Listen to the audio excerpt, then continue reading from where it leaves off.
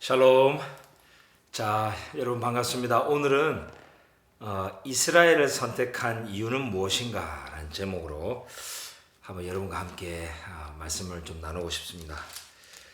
여러분, 보통 우리 기독교인들이 이스라엘을 선택한 이유는 어떤 선교적인 목적으로 쓰기 위해서 이스라엘을 불렀다. 예를 들면 온 이방민족이 복을 받게 하는 통로로 쓰려고 불렀다. 그리고 이방민족들을 위한 제사장 나라로 하나님이 쓰시려고 부른 것이다. 어떤 복의 통로로만 쓰인 것이지 이스라엘 자체가 중요한 게 아니다. 또는 예수 그리스도를 오게 하는 그런 통로로 쓰인 거지. 그러니까 통로에 너무 집중하지 마라. 이제 이렇게 보통 생각을 많이 하죠.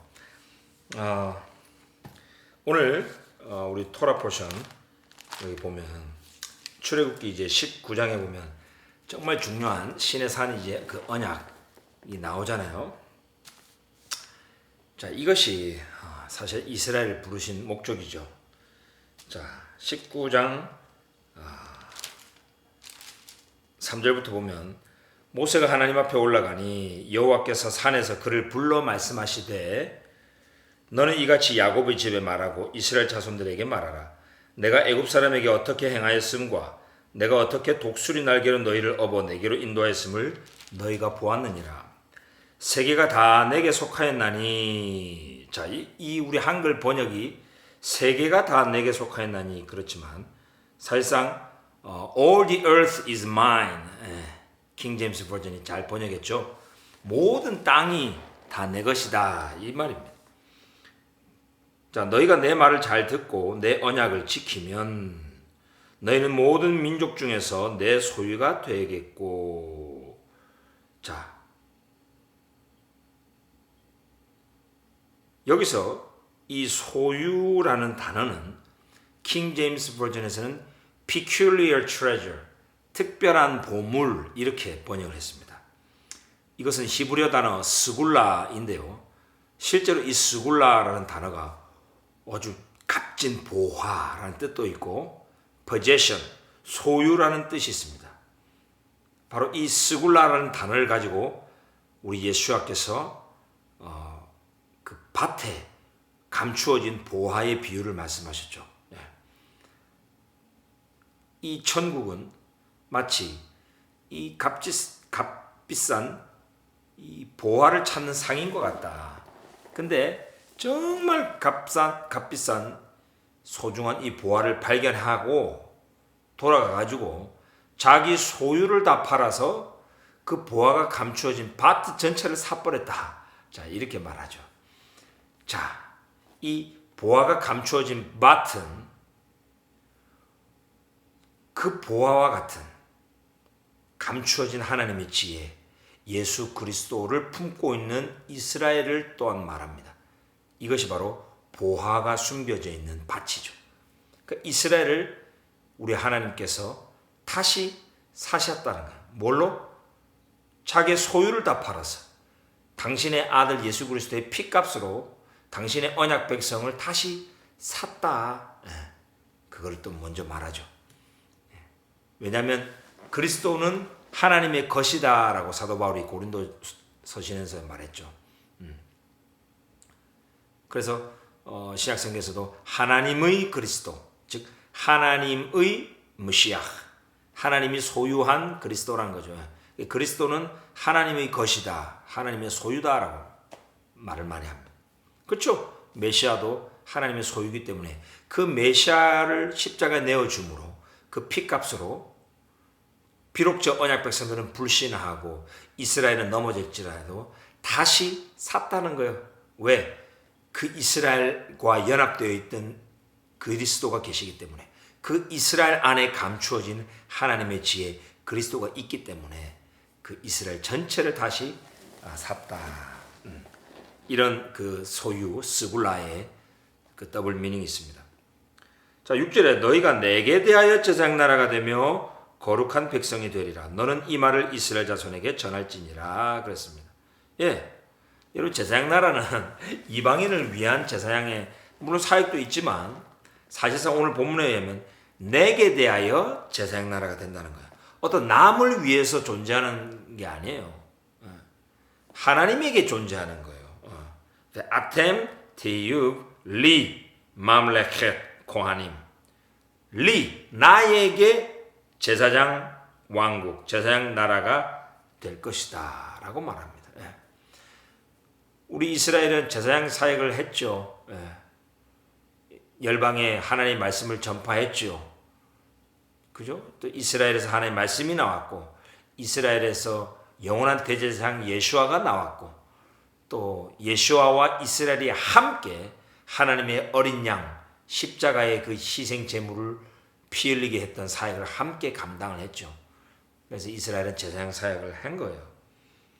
그리고 거룩한 백성이 되리라 할 때 이 거룩한 백성이라는 단어는 고이 이방인을 말할 때 쓰는 단어를 여기서 쓰고 있습니다. 또는 나라라는 뜻을 가지고 있죠. 그러니까 거룩한 나라 아마 이 시내 산까지 따라왔던 거기 섞여 있는 아마 이방인들도 함께 포함하는 표현이라고 볼 수 있겠습니다. 네. 여러분 이것이 이스라엘을 부른 목적이에요. 이스라엘을 어떤 선교적인 도구나 어떤 예수 그리스도를 나오게 하기 위한 그런 통로로만 쓰고 그냥 버려버린 게 아니고 하나님께서 나에게 대하여 제사장 나라가 된다. 나의 특별한 소유로 내가 삼겠다. 내가 정말 소중히 여기는 peculiar treasure, 스굴라, 보화로 삼기 위하여 불렀다는 거예요.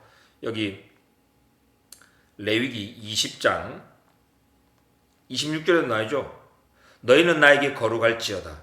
이는 나 여호와가 거룩하고 내가 또 너희를 나의 소유로 삼으려고 너희를 만민 중에서 구별하였음이니라. 여러분 이스라엘은 계속 하나님의 소유라고 말해요. 그래서 특별히 떼놨다는 거예요. 구별했다는 거예요. 그래서 여러분 이스라엘을 함부로 건들면 안 돼요. 여러분 선과 악을 알게 하는 나무.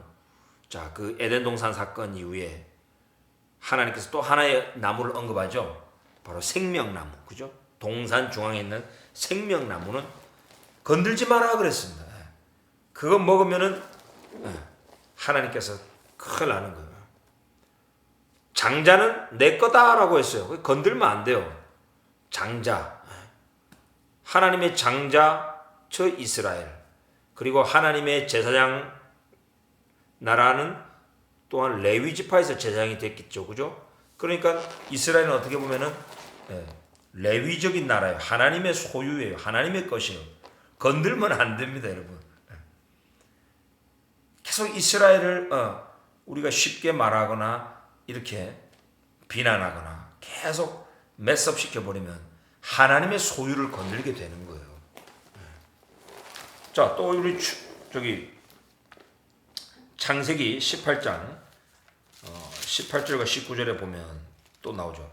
아브라함은 강대한 나라가 되고 천하 만민은 그로 말미암아 복을 받게 될 것이 아니냐. 그러니까 말미암아 스루유 이래 놓으니까 그냥 통로로만 된 걸로 생각하는 거예요. 아니요. 그로 말미암아가 아니로 원어에서는 베하 그 안에서요. 안에서. 왜냐하면 이스라엘이 복이에요. 그래서 그 복 안으로 들어와야 복을 받는 거예요. 그 이스라엘과 맺은 언약 안으로 들어올 때에 복을 받는 거예요. 통로가 아니에요. 그냥 통로라기보다는 그냥 복 그 자체인 거예요. 자, 그래서 19절에 정확하게 이스라엘 부른 목적이 나오죠. 내가 그로 그 자식과 권속에게 명하여 여호와의 도를 지켜 의와 공도를 행하게 하려고 그를 택하였나니 이는 나 여호와가 아브라함에게 대하여 말한 일을 이루려 함이니라. 예. 이스라엘 민족 대대로 하나님의 의와 공도를 행하게 하려고 하나님의 법과 그 가르침을 지키게 하려고 토라를 지키게 하려고 행하게 하려고 그를 택하였다. 예. 그래서 우리 크리스천들이 저 이스라엘을 하나님이 부르신 그 목적대로 토라를 지킬 수 있도록 복음을 전하고 그 복음의 능력으로 토라를 따라 행할 수 있도록 그것이 최종 목적이지. 토라를 버리게 하고 예수님을 믿게 한다. 예수님을 우상화하고 신성시하면서 이제는 예수님을 믿는 믿음이 율법의 행위를 대체했다. 이게 성경적이지 않다는 거예요. 제가 지난 그 갈라디아 영상에서도 말씀드렸잖아요. 어떻게 하면 율법을 지키게 되느냐? 바로 예수 그리스도의 믿음으로 하나님께서 이루신 그 의, 바로 그 역사 때문에 율법을 더 지키게 된다는 것, 율법을 행하게 한다는 것, 하나님의 의와 공도를 행하게 하려고 여호와의 도를 지키게 되어서 의롭게 되어진다. 이것이 갈라디아서의 메시지고 또한 이스라엘을 부르신 목적이라고 할 수 있겠습니다. 여러분도 그리스도 예수 안에서 이런 부르심이 있습니다. 그래서 우리도 복음의 능력으로 주님의 말씀을 지키면서 행하면서 행복한 삶을 살기를 주님 여러분으로 축복합니다. 네, 샬롬.